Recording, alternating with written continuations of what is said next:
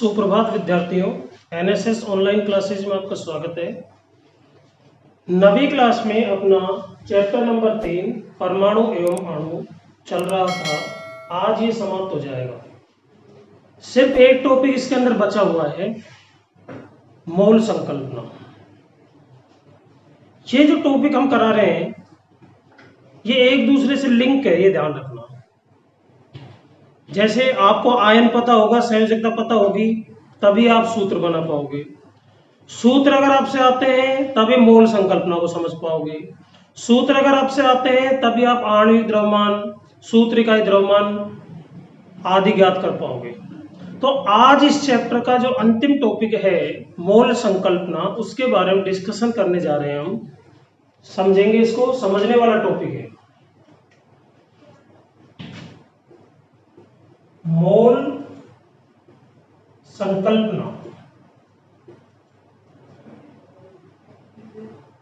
मोल होता क्या है पहले तो हम ये जानते हैं। देखिए, जैसे मात्रा होती है किसी भी चीज की, आप दुकान पर कोई सामान लेने के लिए जाते हो तो आप उसको मात्रात्मक रूप से ही तो पूछते हो, दुकानदार से कहते हो। कुछ चीजों को संख्या के रूप में, कुछ चीजों को भार के रूप में। जैसा आप किसी दुकान पर चीनी लेने के लिए गए तो आप ये कहोगे 1 किलो चीनी देना, 2 किलो चीनी देना, 5 किलो चीनी देना। संख्या नहीं बोलते, यहां पर भार बोलोगे। आप ऐसे थोड़ी कहते हो 1 लाख कण दे दो किसके, चीनी के। ऐसे थोड़ी है। दुकानदार को कई दिन हो जाएंगे उसको गिनने में। आप पेन लेने गए स्टेशनरी की दुकान पर तो उसको संख्या के रूप में बोलोगे। आप 1 पेन दे दो, 2 पेन दे दो। ऐसे थोड़ी कहते हो 5 किलो पेन तोल दो। तो कुछ चीजों को हम संख्या के रूप में दर्शाते हैं, कुछ चीजों को भार के रूप में दर्शाते हैं। तो मात्रा जो होती है, क्वांटिटी, उसको दर्शाने के हमारे पास 2 तरीके होते हैं। कुछ संख्याओं को भार के रूप में व्यक्त करते हैं, जैसे चीनी है, गेहूं है, आटा है, चावल है। इनको तो हम मात्रात्मक रूप से दर्शाते हैं। और कुछ चीजों को संख्यात्मक रूप से दर्शाते हैं, संख्या के रूप में। यानी कि आप ये कह सकते हो भारात्मक रूप से और दूसरा संख्यात्मक रूप से हम क्वांटिटी को दर्शाते हैं।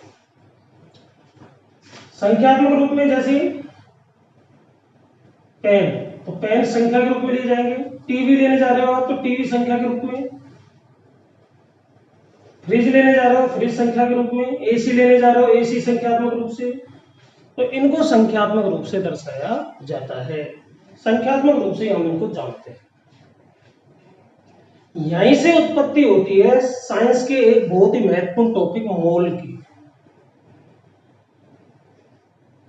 मोल एक्चुअल में क्या है? मात्रा है। यानी कि मात्रा को ही मोल कहा जाता है साइंस की भाषा में। और ये जो मोल होता है ये संबंध स्थापित करता है किस किस के बीच में? भार के बीच में और संख्या के बीच में। अर्थात किसी भी कणों की, कोई भी कण हो सकता है, परमाणु हो सकता है, अणु हो सकता है, आयन हो सकता है। तो कणों की जो संख्या होती है, कणों का जो भार होता है, उनके बीच में संबंध मोल कहलाता है। ठीक है। एक वैज्ञानिक हुए थे एमेडियो आवोगाद्रो। क्या नाम है? एमेडियो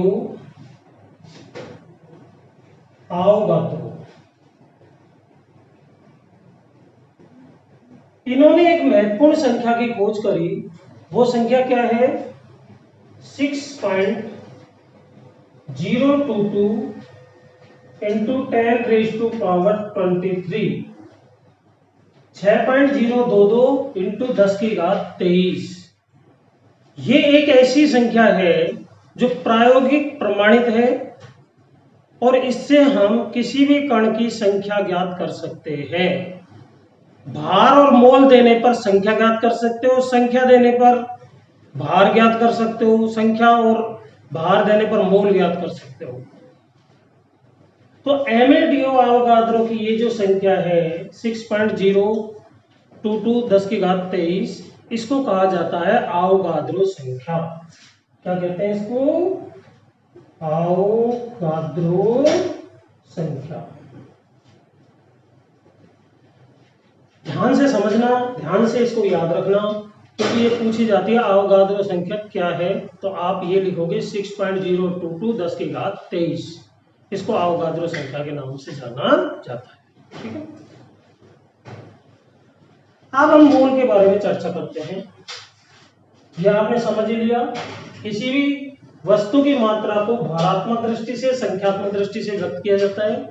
भार और संख्या में जो संबंध होता है उसी को कहते हैं मोल। अब आगे चलते हैं।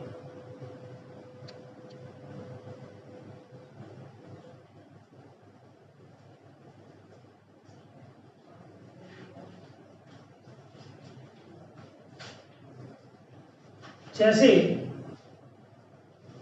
हम एक एग्जांपल लेते हैं इससे पहले, उदाहरण एक, जल का एग्जांपल ले लिया। जल है तो कल है, जल है तो जीवन है, तो जल का फॉर्मूला तो शायद आप सभी जानते होंगे, H2O। क्या होता है? H2O। अब इसका आणविक द्रव्यमान निकालते हैं।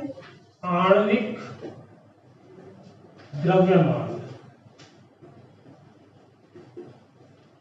आणविक द्रव्यमान के लिए आपको परमाणु भार की जानकारी होनी चाहिए। H का परमाणु भार 1 होता है, ऑक्सीजन का 16 होता है। ये आपको मैंने पहले लिखवा भी दिए थे, बता भी दिए थे। ठीक है, तो यहां पर हाइड्रोजन के कितने परमाणु हैं? 2। और हाइड्रोजन का परमाणु भार कितना होता है? 1। ऑक्सीजन 1, और ऑक्सीजन का परमाणु भार होता है 16। तो 2 एकम 2 और 16 एकम 16, कितना आ गया? 18। क्योंकि यहाँ पर ग्राम निकाल रहे हैं, ग्राम आणविक द्रव्यमान निकाल रहे हैं, तो इसको ग्राम में व्यक्त कर देते हैं हम। वैसे तो यूनिफाइड होता है संकेत, परंतु ग्राम अणुभार में ग्राम माना जाता है। तो यहाँ पर ग्राम लगा दोगे तो इसका संकेत भी होगा, इनकी जो यूनिट होगी, इसकी जो इकाई होगी वो भी हो जाएगी ग्राम में। अब देखिए, भार आपको पता चल गया, जल का 18 ग्राम। ठीक है, इसमें जल 18 ग्राम जल अगर आप लेते हो, 18 यूनिट जल लेते हो, तो उसमें जल के कितने कण विद्यमान होंगे, कितने अणु विद्यमान होंगे? आवोगाद्रो संख्या के बराबर। आवोगाद्रो संख्या क्या है? 6.022 10 की घात 23। ये रटी हुई होनी चाहिए। अब इनमें संबंध क्या हो गया? देखिए, 18 ग्राम जल, संख्या क्या हो गई? 6.022 10 की घात 23 H2O अणु। यानी कि इसमें जल के अणुओं की संख्या कितनी होगी? ये आवोगाद्रो संख्या के बराबर। और इनके बीच में जो संबंध होगा, ये जो पदार्थ की मात्रा है, इसी को कहा जाएगा 1 मोल। ये हो गया भार,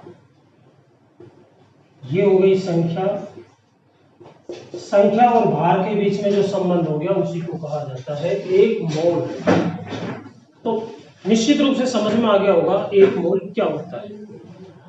इसी तरह से अणु के अनुसार ही हम परमाणु को डिफाइन करते हैं, परमाणु के अनुसार ही अपन आयन को डिफाइन करते हैं। जैसे और एग्जांपल लें, परमाणु के रूप में ले लेते हैं।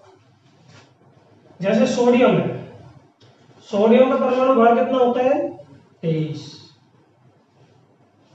राइट, तो यहां लिखेंगे 23 ग्राम सोडियम। अब 23 ग्राम सोडियम में परमाणु की संख्या कितनी होगी? 6.022 10 की घात 23 सोडियम परमाणु, और इसी को कहा जाएगा 1 मोल। यानी कि परमाणु भार है तो परमाणु उपस्थित होंगे, अणु भार है तो अणु उपस्थित होंगे, आयनिक भार है तो आयन उपस्थित होंगे, और ये जो मात्रा होती है इसी को कहा जाता है मोल। ओके, आगे देखते हैं इसी टॉपिक को आगे बढ़ाते हुए। इससे रिलेटेड न्यूमेरिकल क्वेश्चंस हैं इस चैप्टर में, उनमें से मैं करवा दूंगा आपको, अधिकतर सभी करवा दूंगा लगभग। कोई सिंपल सा होगा तो वो आपको करने के लिए दूंगा। जैसे मान लीजिए हमने एक छोटा सा एग्जांपल लिया, एक क्वेश्चन लिया,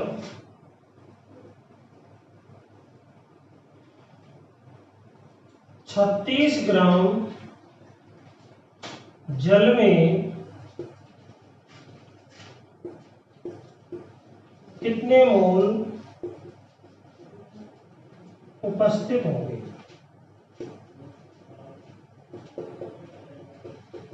ये क्वेश्चन है, 36 ग्राम जल में कितने मोल उपस्थित होंगे। देखिए पहले हम जल की बात करते हैं, तो ये संबंध लिख लिया करो, 18 ग्राम जल संख्या 6.022 10 की घात 23 जल के अणु, और इसको कहते हैं 1 मोल। अब देखिए बच्चों, यहां पर आपको दो चीज, एक चीज दी गई है क्या, ग्राम यानी कि भार दिया हुआ है, क्या पूछा है, मोल, मोल क्या करना है। तो यहां पर तीन चीजों में से आपको दो चीज लेनी है, क्या क्या, भार और मोल। भार दिया गया है, मोल पूछा है, तो यहां पर लिखेंगे 18 ग्राम जल में कितने मोल है, 1। क्योंकि 18 ग्राम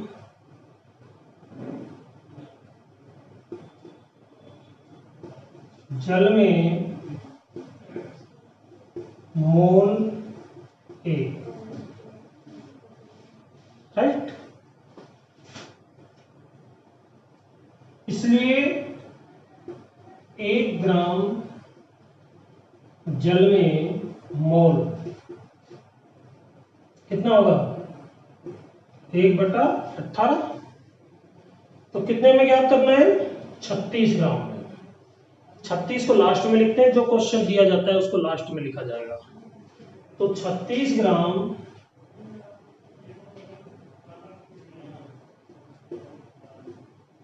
जल में मोल 1/18 इंटू 36। 36 से 18 कट गया, 18 का 18, 18 दूना 36, कितना आ गया, 2 मोल। ये आंसर। इस तरीके से मोल ज्ञात कर लिए जाते हैं, ठीक है। अगर जैसे मान लीजिए संख्या पूछिए 36 ग्राम में कितना जल के अणु उपस्थित होंगे, तो भी हम ज्ञात कर सकते हैं। उस केस में क्या करें, जैसे यहां पर हमने भार लिया, मोल लिया, इसको नहीं दिया, इसकी आवश्यकता नहीं है, ना तो ये दिया गया है ना ज्ञात करना है, ठीक है। तो अब जैसे हमने इसी क्वेश्चन को इस तरह से चेंज कर दिया कि 36 ग्राम जल में जल के कितने अणु उपस्थित होंगे।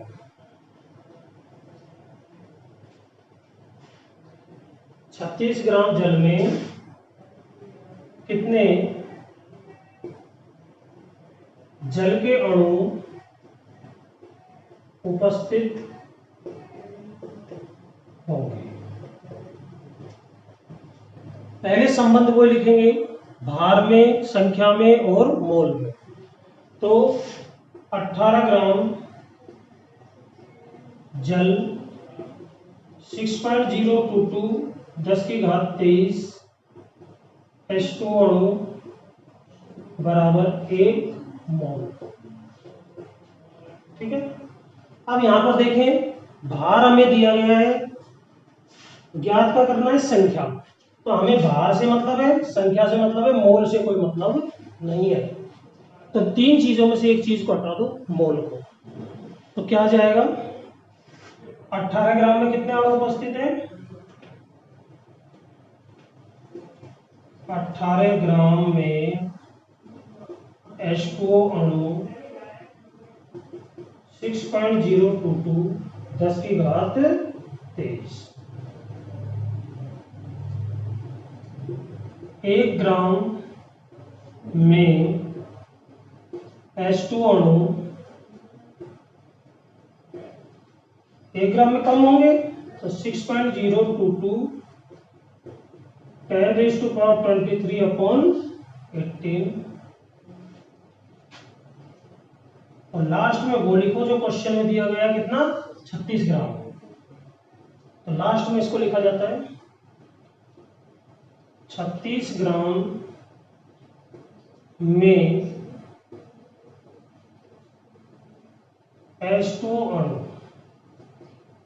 6.022 10⁻23/18 और इंटू कर दो इसको किससे 36, कट जाएगा 36 से 18 का 18, 18 दूनी 36, अब ये 2 से गुणा कर दो, 2 दूनी 4, 2 दूनी 4, 0 और 2 छक्के 12, 10 की घात कितनी 23। ये अणु हो जाएंगे किसके जल के।